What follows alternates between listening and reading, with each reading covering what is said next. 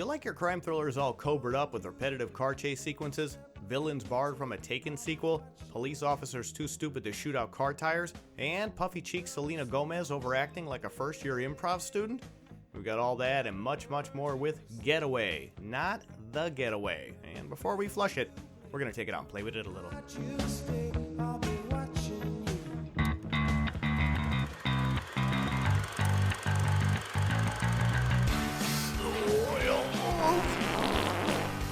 Restroom Cinema.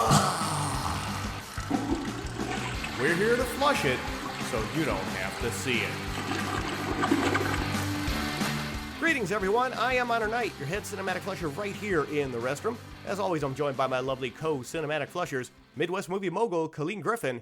Hey. And Raging Buddha B-movie queen, Nora Crest. What's up? Blockbuster's Paul Hawkins and his nefarious butler Jeeves are out of the Restroom this week, but they did spend some time reading the writing on the Restroom wall regarding this week's cinematic turd. Take it away, Jeeves. Hi there, it's your friendly neighborhood orangutan butler here. I'm back and here to tell you all about Getaway. This film stars that guy from Daybreakers, but not the good actor, a girl from Barney and Friends, and Lord Richard Croft himself. A charming fellow, if a little eccentric. Jeffrey, are you going to be long? I need to get some business done. One moment, sir. Okay, this film cost $18 million to make, but only made just under $12 million at the box office, and had the 69th worst opening weekend in the US. It also had a score of 2% on Rotten Tomatoes, and is best described as, if you'll pardon my French, merde. Are you doing another review, Jeffrey? Not at all, sir. Oh dear. Bye, guys. Good luck.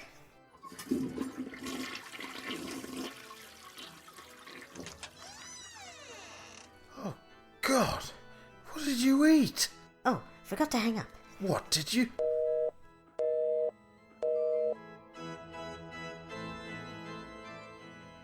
Film should have been called either Get Away from This Film or Is This Car Chase Over Yet?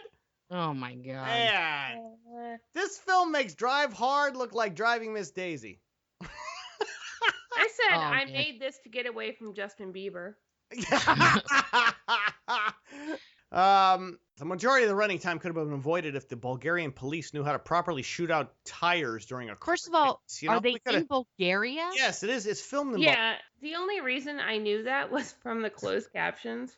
Well, no, it says it right there. It says Sofia, Bulgaria. And if you check, it's It's Sofia, Bulgaria, and Atlanta, Georgia, and Baton Rouge, Louisiana. Because at one point, a spoiler alert, during the chase scenes at the end, I was like, God, Bulgaria looks a hell of a lot like Chicago. Yeah, which chase scene? There was about 40 of them in this fucking movie. Toward the end.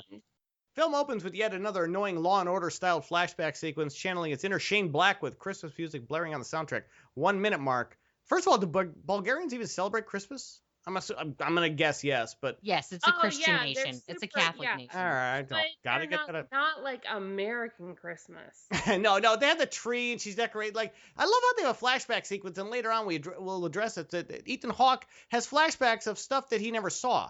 You notice that? Right. Like, yeah, so like her He's getting psychic. abducted. Yeah, his wife gets abducted in this flashback sequence, black and white. But it's during Christmas and it's very Shane Blacky. If you guys are familiar with his work. Film instantly drops into a Fast and Furious style car chase where critical information about the main character is piecemealed to us, making it impossible to care about what's going on. 3 minute mark. This drives me crazy. When you don't properly open your film, we don't give a shit about this guy or this wife because there's no established. God damn it, I can't. I've only had 14 beers. There's no established. I can't even say fuck it. There's no scenes of the two of them together to make us care about these characters, and there never is throughout the entire running time, by the way. So we don't know who this guy is until we find out much later on. We don't know who the woman is. We don't see any of them together. Much like in 90 Minutes to Heaven 2 weeks ago, where we really cared about those two people. No, we didn't. I'm just fucking with you. Ethan Hawke appears on screen as the Cobra's driver, Shelby Cobra. Product placement. I hope they're going to pay us for mentioning Shelby Cobra multiple times during this podcast. Looking like he just escaped from a celebrity rehab facility. He's got Ray-Bans, a badass leather jacket, and then a frumpy dad hat. Well, wait a second. Wait. That was my next question, though. Why is Hawke wearing the same baseball cap John Cusack wore in Drive Hard? At least he took it off within the first 4 minutes of the That's film. what Never I put it thought back too. on. I was like, okay, maybe this movie isn't as bad as I thought it was going to. Are these baseball caps like standard issues for aging actors appearing in lame car chase films? But They are. But during that whole driving sequence in the garage, I expected to see at the bottom of the screen, closed course, do not attempt. Right? Ethan Hawke spent so much time in his car, I kept waiting for him to start talking to himself like Matthew McConaughey in those Lincoln ads. Well, exactly. It was like a car. All right. Oh, and by the way, back when they flash back to the wife being abducted, Ugh, how much glass was in that apartment? I know. Jesus, everything was fucking made of glass. It was a house of glass. Courtney Solomon is a terrible, terrible director, and he hasn't clued into that yet. Oh, but actually, I looked up his credits. His producer credits are semi-respectable. he is solely responsible for flushing the Dungeons and Dragons whole franchise right down the toilet with that terrible adaptation he did. The person I feel the most sorry for in this film is actually the wife, who's played by Rebecca. Yeah, who is that woman? I didn't get her name. Her last name is Buddig, I think. It's B-U-D-I-G. I'm sorry if I'm mispronouncing it. Poor woman. But I'm looking at this entire movie. I think she says 3 things. Yeah. Listen, she's a beautiful woman, but she's like, if you're thinking in your mind and you don't live in America, like, what does an all-American girl look like? Like, she's it. Plain American woman. And, I mean, she's a soap opera star, so. Oh, okay. She's She's on General Hospital. Oh my God, no. I know her because she married and then divorced one of the bachelors. Really? Yes. Kidding. Oh, that's No, she Really? did not. Bachelor Bob. That's right. It says right here in her bio. She was married to Bob shit. Ginty. Yes. All right, well, Yes. Listen carefully. Your wife has been taken. Veteran actor Jon Voight's performance has been reduced to a cheap Taken villain accent and various shots of his mouth and hands for the majority of the running time, 3 minutes and 30-second mark. Oh my God. Yeah, this is gross. Dripping on his face, and they couldn't get him a razor. What? And also, like the Taken thing. How many movies have ripped off Taken? I almost hate Liam Neeson's for giving so many people the opportunity to do dumb fuck ripoffs. Why bother even hiring a name actor at all when you barely get to see him? Like, First of all, I think they meant it to be like a his twist. voice coach? Maybe we ought to fire that guy. Yeah, the same one who was his voice coach in Anaconda. I bet he put a razor for his face. So. Yeah, well, he didn't need makeup on the set, Crest, because obviously you didn't see enough of him to even put makeup on him. I mean, there's a shot of his eyes, a shot of that gross mouth he has, which is fucking disgusting. His hands. And that's it. That's all you really see of the guy, except for the very end guy. And why hide this guy? And I'll talk about that later on. That doesn't make any fucking sense. Who gives a shit what this guy looks like? Because he has no relevance to the rest of the movie. There's no surprise later on, folks. Spoilers. There's no surprise. Like, he's not going to turn up and you're going to be like, oh, it's that guy? No, it's not. You know why? Because the movie's called Getaway. No, all right. And guess what? Spoiler alert. Somebody gets away. It's been a long time since you've driven. God, I keep doing that accent. Which you wouldn't have been able to tell by the way the stuntman navigates the greater tourist points of Bulgaria while evading their Keystone Cops 5-minute mark.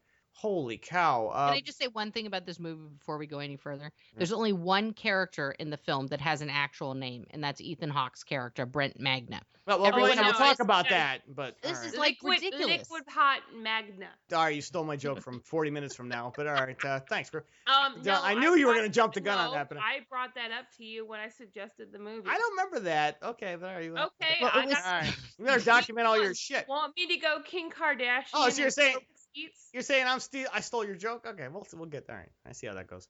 Hey, drinking game. Take a drink every time you see either a shot of Hawke's boots on the pedals of the car or his hands on the steering wheel. You're going to be pretty lit by the 10-minute mark. You're going to be dead. Ooh, yeah.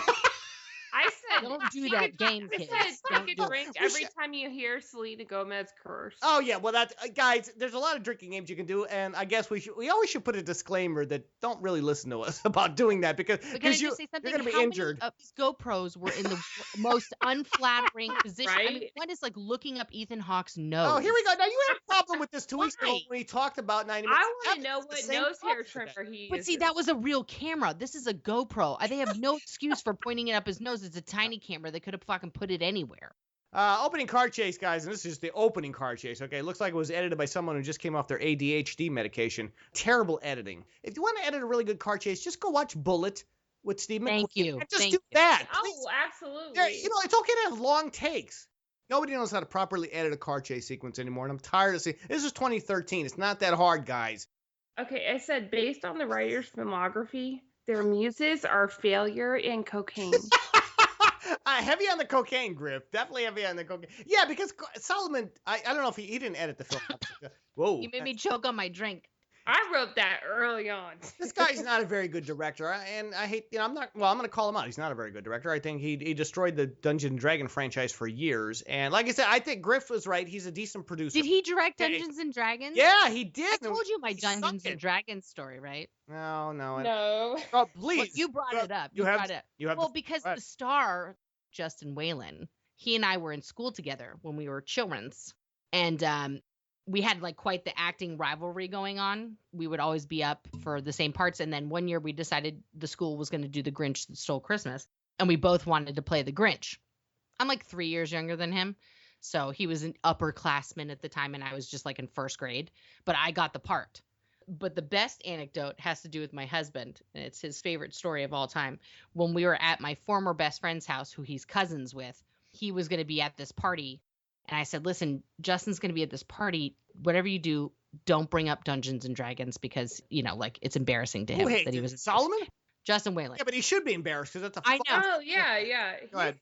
So my husband basically walks up to him and says, hey, Justin, haven't seen you in anything since Dungeons and Dragons. Oh, he did not. Oh, Your husband rocks, dude. Your husband rocks. That's the best. Everybody was like, what just happened? What did he say? What did he say? He sort of was like, yeah, I guess not. Like, he just sort of brushed it off. But Oh my like, god. Good. That's you know that was what? great. He was terrible, and they tried to do like an Indiana Jonesy type thing on it. And he was awful in it, and the film was terribly directed. Look, I don't even, like that's a whole separate podcast, folks. But trust us, that's a. I'm surprised he's still directing. Like I said, as a producer, he's okay, but he shouldn't be behind the camera.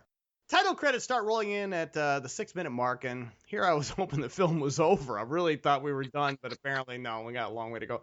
The car is armored, just like in Mad Max or a James Bond film, but sadly, this is not either of those films.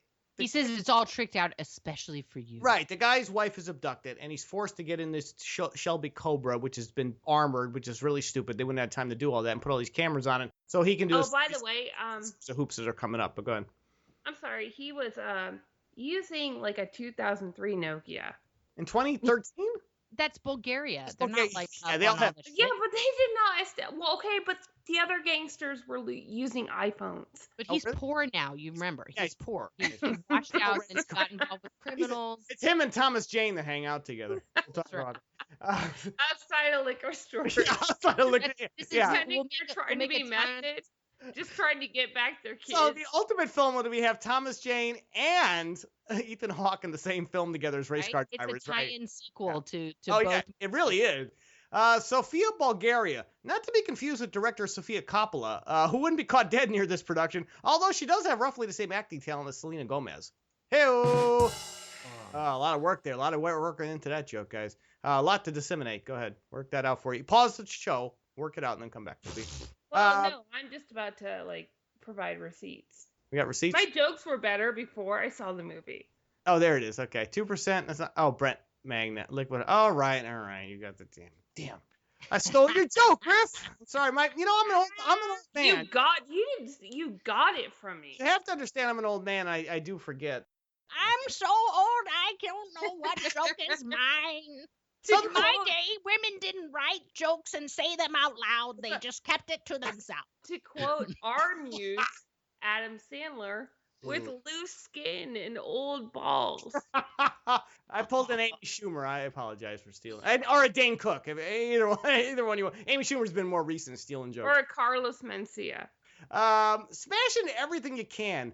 Wouldn't this put the structural integrity of the car at risk? I have a real problem with this car actually managing to survive until the end of the running time.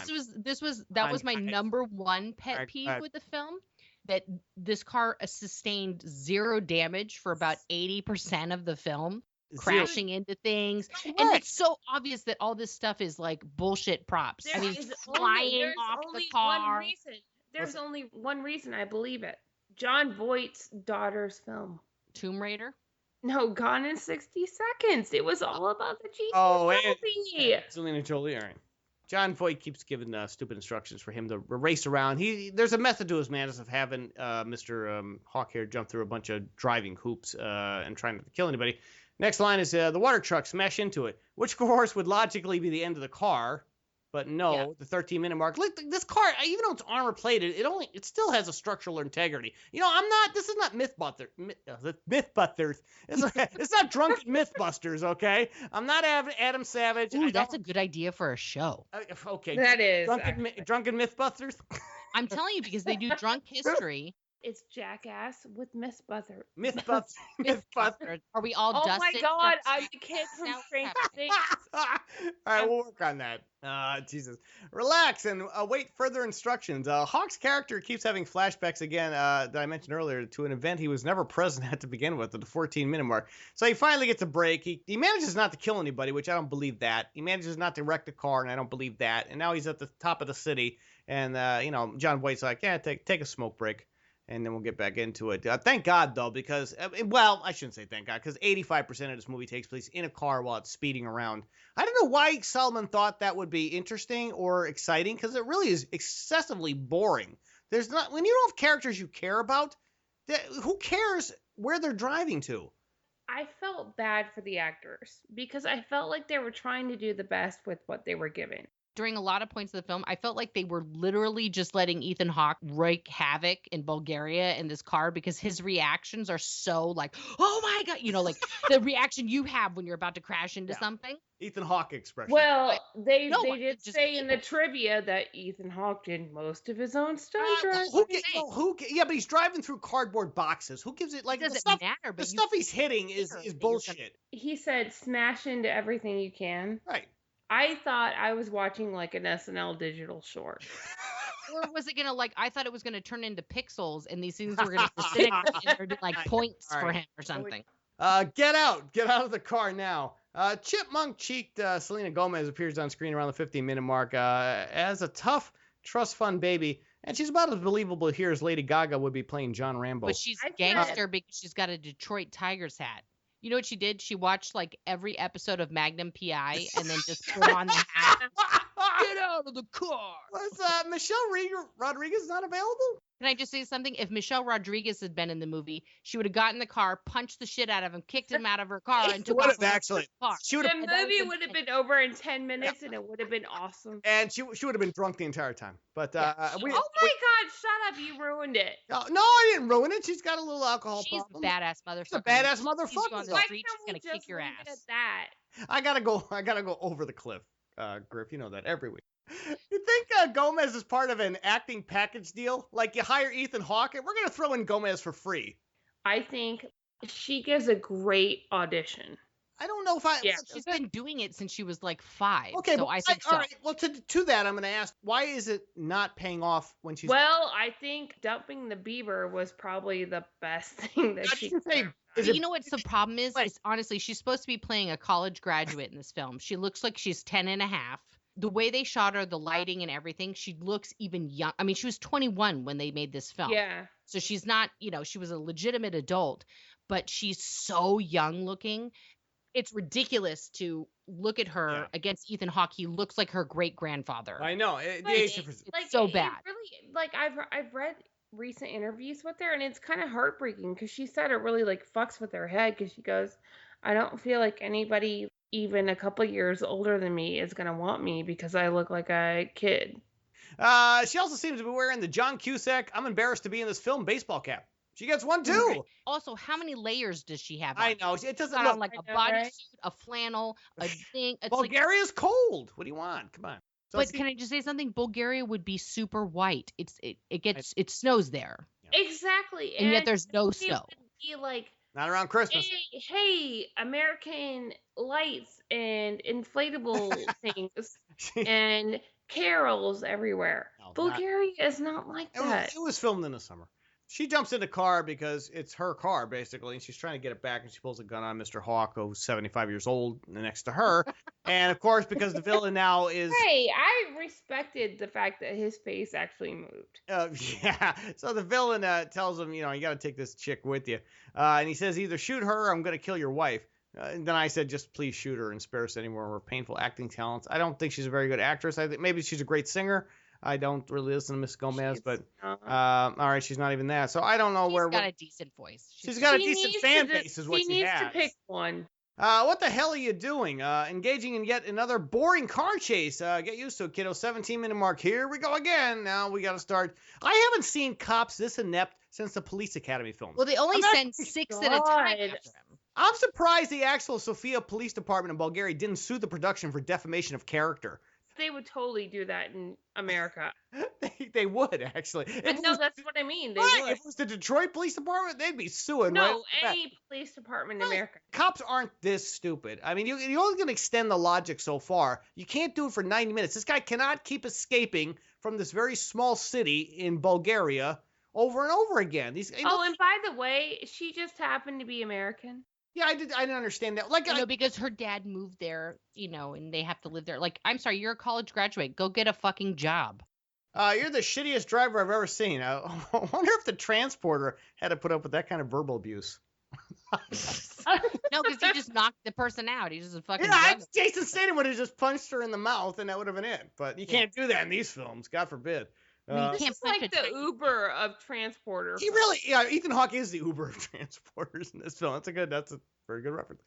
Shut the hell up. You shut up. How about you both shut up? Oh my God, I kind of love that. I didn't. I thought the constant bickering adds a little value or believability to the film. I got tired of them going back and forth. When a kid goes, "You shut up," that's believable. But they keep going back and forth. It's not engaging. They don't have any chemistry. I don't think they even had a script. I think they literally just put them in the car, and Ethan Hawke was driving like an insane person, and she was literally like, "Fucking pull this car over, don't you know who I am?" She was like, "Okay, I made a huge mistake. I'm sorry. I will never tell anybody about this. I just want to leave and go back to Disney." And Justin? I don't think she ever wants to go back to Justin. No. Oh, man, the writers of this film. I know people who have written really good stuff who no one ever looks at their shit. And then these two fucking idiots write. I mean, one of the guy was a writer on Just This. That's his first writing credit. The other guy has 2 writing credits, this piece of shit, and something called Greg and Becca, which is a TV series. Oh, I saw that. I was like, what the fuck is that? I know. That sounds like a way to keep the Hills people employed. Pretty much. And one of the writers is a producer on this film. So this is just like 2 guys who are like, dude, what if we put like 150 GoPros all over a Shelby Cobra and we just fucking smash it into shit? And we put like an hour and a half, car and a guy, and we just fucking have them drive around, and then we'll get Jon Voight to like chew food and shit and say shit in a really bad accent. This is my dream. This is my fucking dream. So we have some issues with the writers. Because he asked me not to, and I'm doing whatever he asks, just like the director we mentioned, asking Ethan Hawke to appear in this film, 21-minute mark. So basically, now we have to keep Miss Gomez in the car because he wouldn't allow her to get out. And now there's a lot of running around and stuff like this. More police are coming. You have 4 minutes to get away. God damn it. Taken Mouth, I call him Taken Mouth, Jon Voight, even managed to screw up the title of the film. It's Getaway, not Getaway.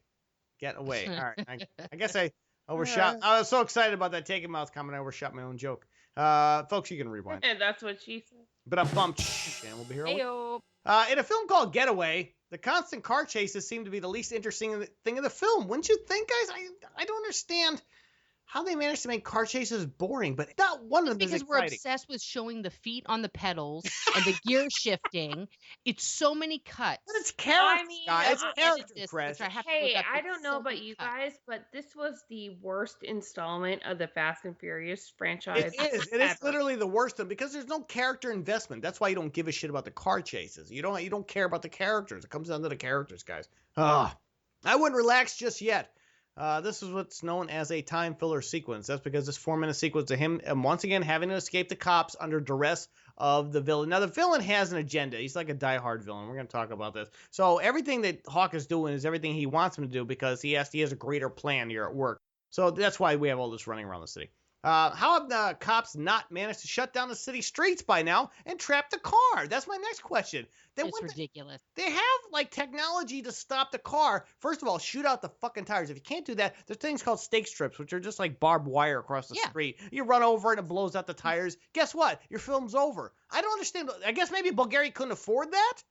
You know what? This would be way more interesting if it took place in like 1985 Bulgaria. You're right. I'm serious. No, you're right. And if anybody in Bulgaria is listening to the show, let us know if you guys like what the fuck is going on over there, because you guys obviously aren't up to speed.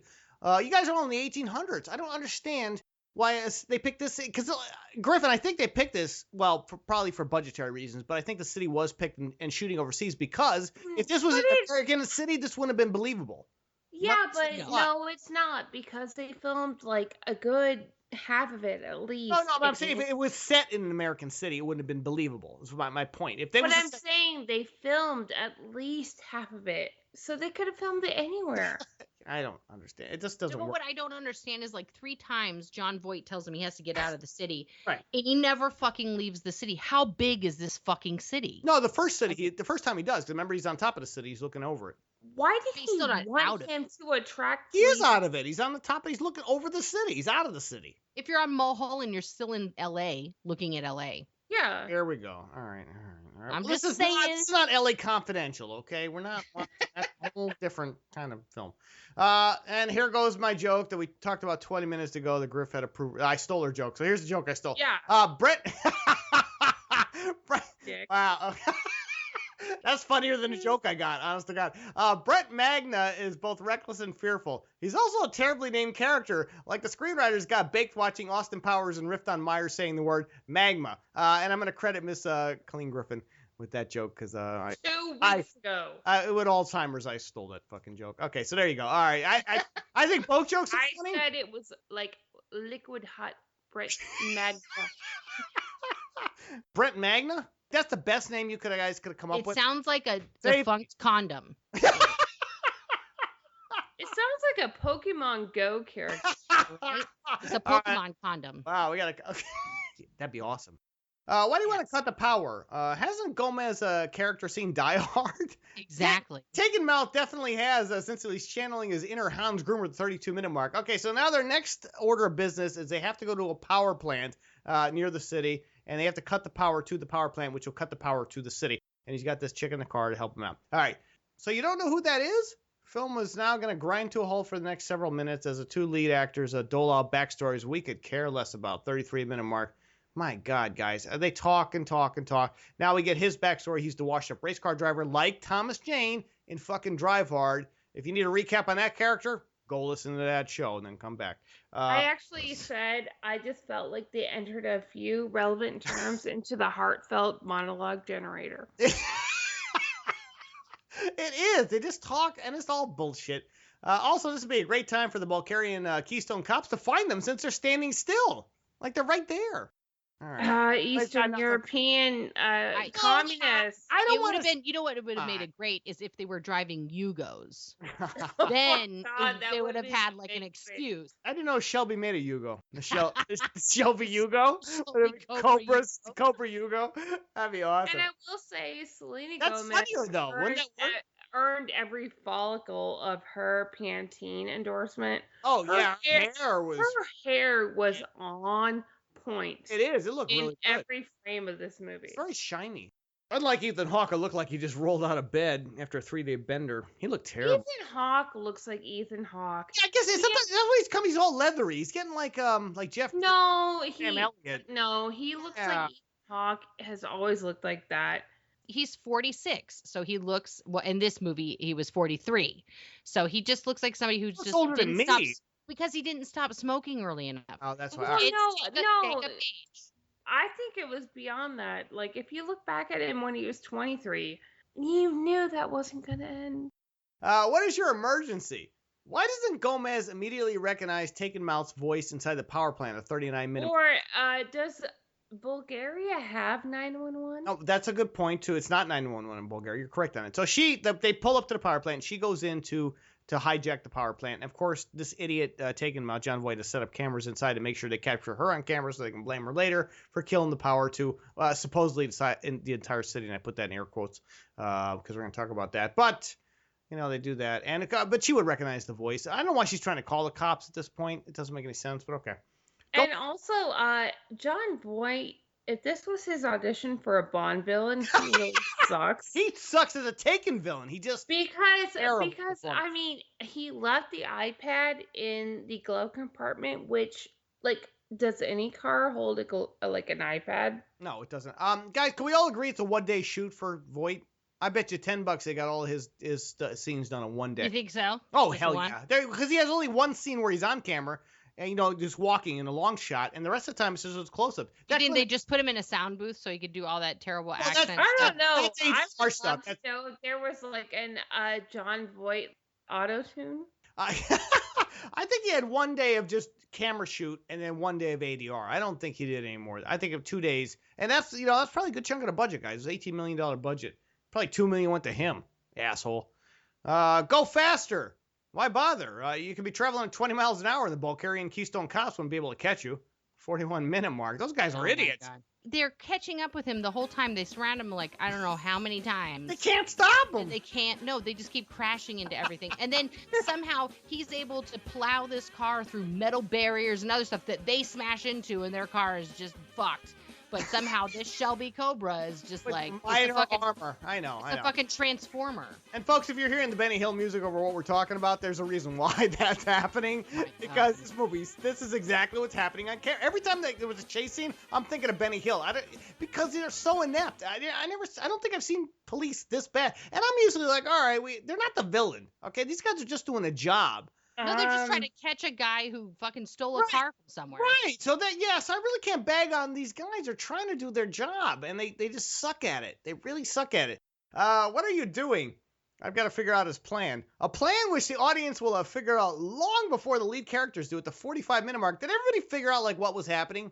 You guys figure out as soon as she said that her dad was the head of the biggest bank in Bulgaria, you're going to her bank. Exactly. Right. He's robbing a bank, guys. Die Hard. And I swear to God, Solomon must have just saw Gone in 60 Seconds and Die Hard, and he smoked weed and wrote the script. That's why I said, can you say something? Getaway in 90 minutes. Don't insult weed by including it in the writing process. So, yeah, maybe we should leave out weed because because there's some good. Now you're just insulting marijuana. I have good news for you. This is your last assignment. I was initially excited by this line until I realized there was 45 minutes of running time left. Fuck. We cannot get out of this movie because they keep giving him these little side jobs to do. He tells him at first that he has jobs for him to do. Well, yeah, how many? When he completes, he never tells him how many, and he says when they're all completed, then we'll give you your wife. Actually, Selena Gomez was the most reasonable person in the movie because she said, "Hey, he's probably gonna kill you and your wife and me." I hacked into the servers and created a loop of these cameras. How the hell was she able to do that with only a tablet? 51-minute mark.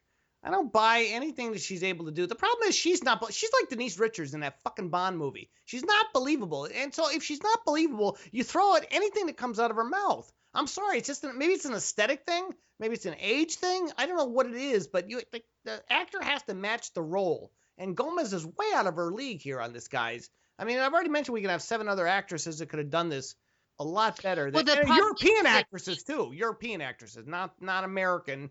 Bimbo. I know, but the problem is that the character is so underdeveloped. We're supposed to believe that this girl is a princess only because she comes from a super rich family who somehow is a gearhead who not only bought and found a mint Shelby Cobra, but then customized it herself. When she was saying all the shit about the engine and her carbon fiber, that bullshit. I was like, I don't believe that you. Don't believe it. That would actually make an interesting movie. It would if it was, but you have to have the character, an actress to match that what's coming out of her mouth.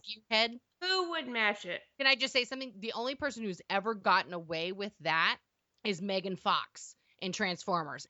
Selena Gomez, to her credit in this film, doesn't have her tits hanging out, isn't wearing Daisy Dukes, she's not sexualized. She's not sexualized, but she's also, but it doesn't matter. She's not believable.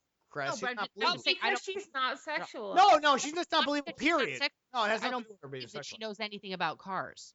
I believe Marissa Tomei and Marissa my cousin Tomei. Vinny.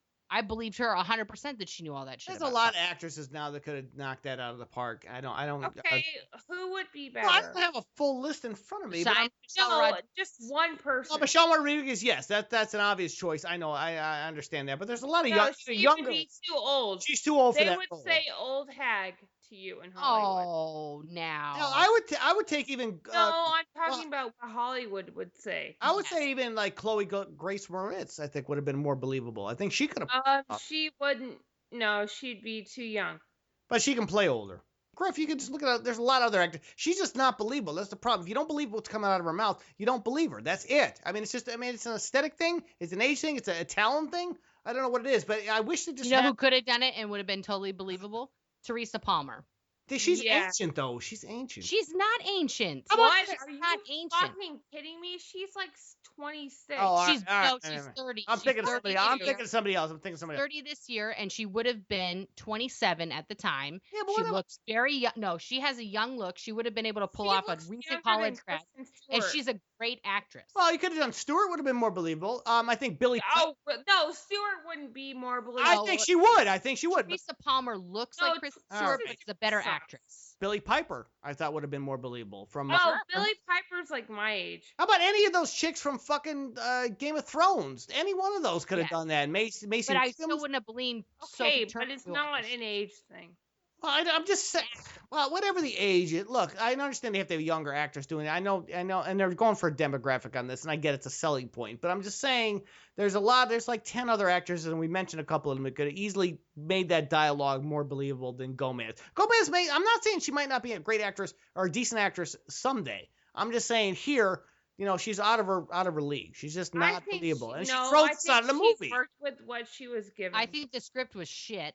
Well, And I think she was acting to GoPros, which she'd never done Well, before. that's a And I think they should have. I think they should have just let her and Ethan Hawke drive around in the car for a few hours and like Making get out. comfortable with each other. I saw moments, promising moments from her. I didn't see. And this any is promising again moments, bad but- editing. I'm blaming Oh, 90% of the shit. That's in this what movie on the I. editing. That's Trust, I exactly agree with you. how I saw the film. All right, Chris, I agree with you on that. There's an editing issue here in addition, folks. And the editor, by the way, Who is that motherfucker? is Ryan Dufresne. Okay, Oh, I'm just going to okay. tell you his credits here. You ready for these gems? Oh, this is gonna make me ill. These are his editor credits. Go Okay, ahead. Girls Gone Gangsta, Terror Trap, Below Sea Level, Strippers and Straitjackets. Oh, that's a good one. Varla Jean and the Mushroom Heads. What the fuck is this guy? Is this guy what? Yeah, and Love Should. That's all the stuff that he did leading up to this film. And then And he by Getaway. the way, How did they that's get the the visual director's- effects for That's the fucking director's Expendables. fault because he was also the producer. Exactly. Well, somebody was sucking somebody's dick to get that job. I don't, I'm just saying this guy is And terrible. not Selena Gomez. No. I think it was a couple dudes involved in that. I don't think anything. Look, obviously, No, it was some bitches.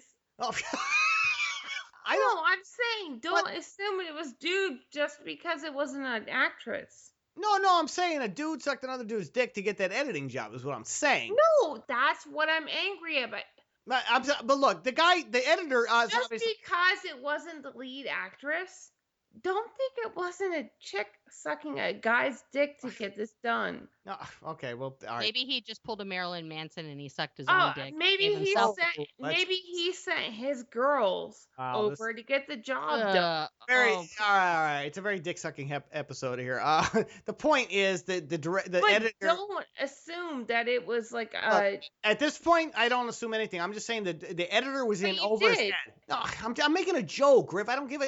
Nobody sucked anybody's dick. I'm just saying the editor was in over his head. The guy shouldn't have been hired. He's not No. qualified to do this it's job. terrible. He's a terrible editor. That's what I'm saying. Actually, that's why I researched like what else these writers had done. Well, the writers Nothing. and Chris already mentioned that they haven't done shit that was any good. All right, so we got. Well, and that's why I thought it was weird, and that's why Ian mentioned they had produced things. Like the Yeah, director had produced things. Like, and as a producer, I think he's okay. I think as a director, I think there's issues with him behind the camera. But all right, let's. Well, can I just say something? All right. We're getting on the producers. I mean, let's see, 5, 10, 15, 20, 25. There's over 30 producers on this film. I'm not shitting fucking me. kidding you. I think that's the entire Bulgarian I police don't department. I don't was producing recognize film. one name on here. Not one. And there's only one guy with like a Slavic kind of name. That's how they got to the 18 million. All these guys. That's what I'm saying. There's like over 30 people produce this piece of shit. The power's out. Yet they are driving by clearly lit streets at every turn. Right? They couldn't take 10 minutes to do CGI on the streets. 52-minute mark. There is a way to do that, right? To block out light in those passing shots, I believe. Oh, they bragged about that on IMDb What'd they trivia. say? No CGI was done. Oh, well, can I just say something? That's because they had 12 makeup artists that were in charge of Jon Voight.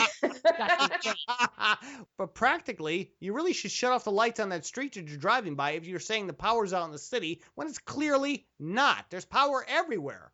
It's just stupid. I mean, that wouldn't even. I'd have to ask my husband what that would take in a shot to like make it look like there's no power. But that has to be one of the least hard things to do. But we'll give your husband an example. Show him a drive-by scene where they're in the car and you clearly see the background outside the car. Yeah. The stores are lit. The street lights are lit because they keep driving under them. There's obviously power. Yeah. So where's the power cut at this point?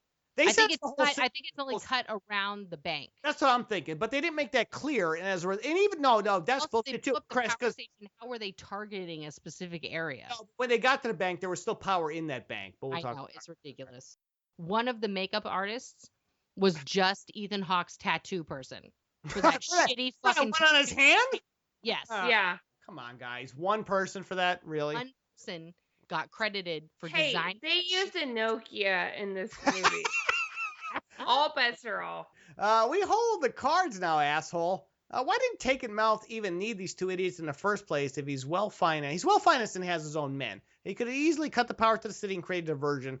If anyone's an asshole, it's us for watching this mess. But all right, let me recap the plot because now we got sidetracked here. So basically, what they figure out is they're robbing Selena Gomez's dad's bank, but the bank doesn't handle cash. Instead, there's a hard drive on there, or a little like a thumbnail drive, and what's on there is dirty money that the villain wants to get out of there, so he's not caught. Basically, there's a lot of money on there. So he engineers this whole plot. Employ Mr. Hawke here, shut down the city, close down the bank, cut off the power, so his men now are able to go in and abduct a moving van through a parking garage to steal the thumb drive back from this van. That's a lot to chunk out. I hope that covers it. This is the Sofia Police Department. Pull over the car now. And then I wrote ha ha ha ha ha ha ha a lot of times at the 59-minute mark.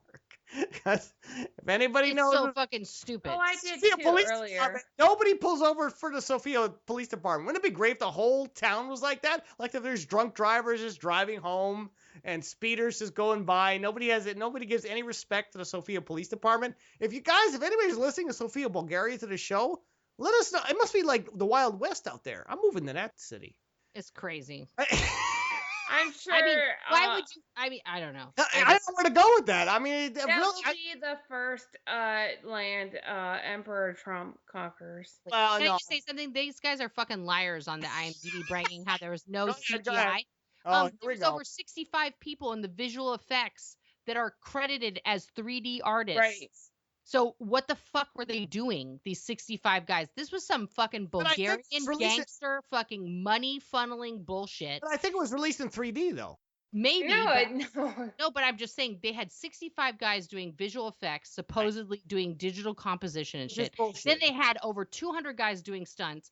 They had over 100 guys doing camera work. Yeah. And all this boom stuff. I'm like, 90% of this film is from the fucking GoPro footage from inside the thing. Rest, you have a company. It's 2013. You know that they have to use CG to remove, wires and all this other bullshit. CG is. So why say you haven't done any? They're lying. They're lying completely because obviously CG is used in every film today. It's a tool. It's a necessary tool to block out stunt lines and all this other crap. Yeah. That they have, so they are lying. Yes, it was shot practically. Yes, I'd say maybe 80% of it.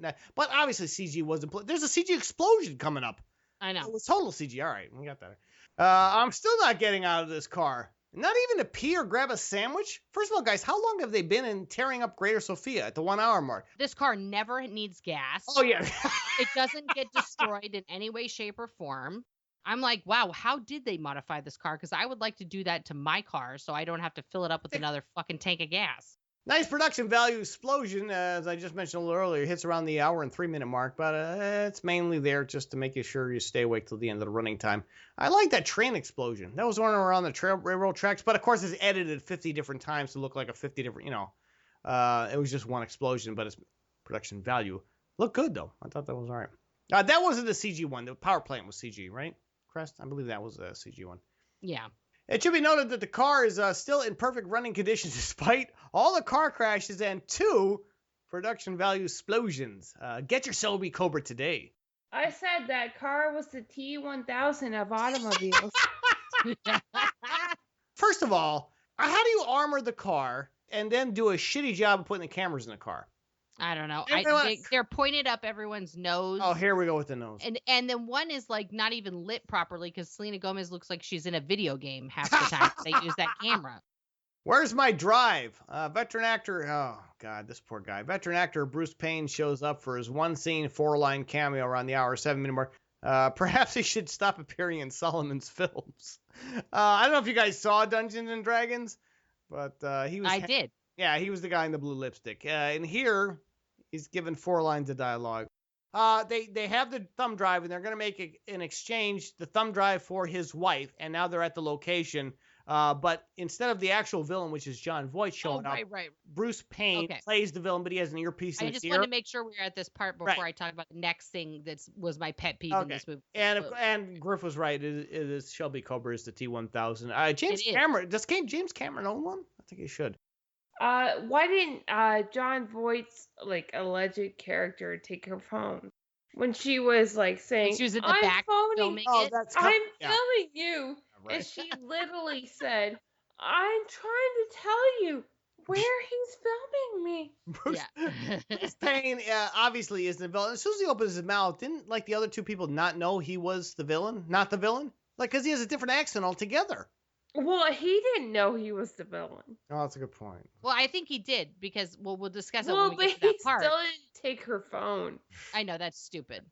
I got to go after her. Ethan Hawke is barely reunited with his wife before he leaves her to rescue Selena Gomez. I thought Hawke getting his wife back was the whole point of the fucking movie.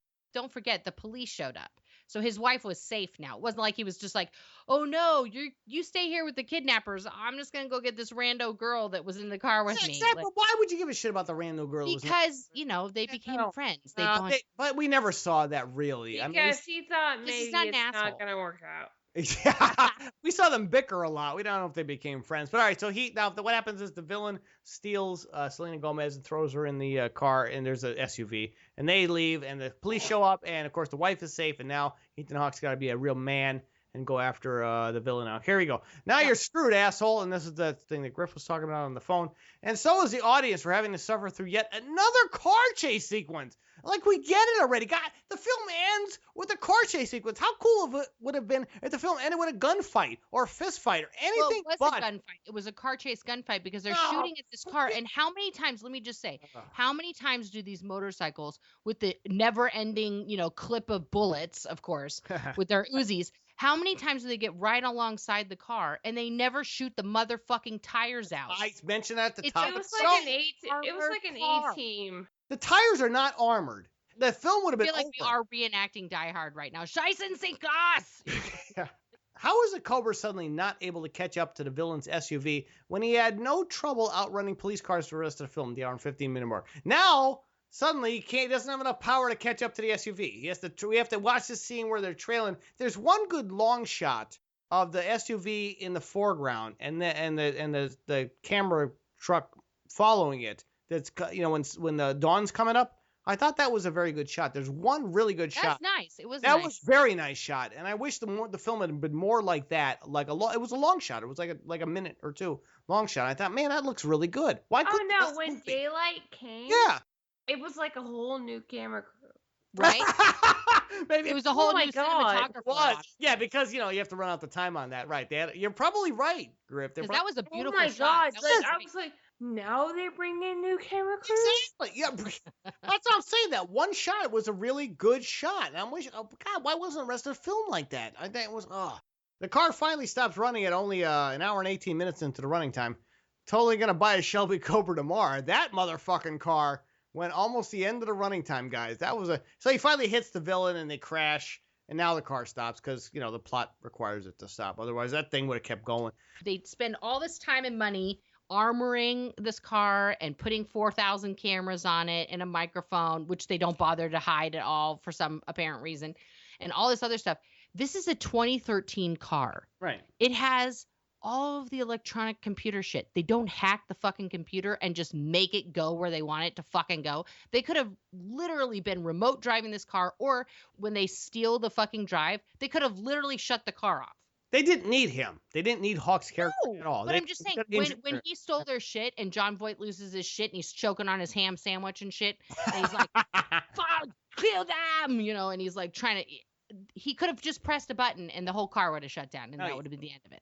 Can I tell you, as a child of late 90s, we were taught from Gone in 60 Seconds, you don't ever question the power of a cobra or a child of Jon Voight. I am your greatest fan. Well, the villain actually gets away. Get it? Getaway. I know. And although it's refreshing, it has little impact because we never really knew the villain to begin with or his fascination with Hawke's character, other than he can drive like an asshole. Jon Voight tells him, I'm your biggest fan, and I wanted you to believe in yourself again. Look what you just did. Look how amazing you are. I mean, like, literally, this was like an ego boost for the Magna character. I said, so was this movie just a ridiculously long and convoluted Karate Kid training montage?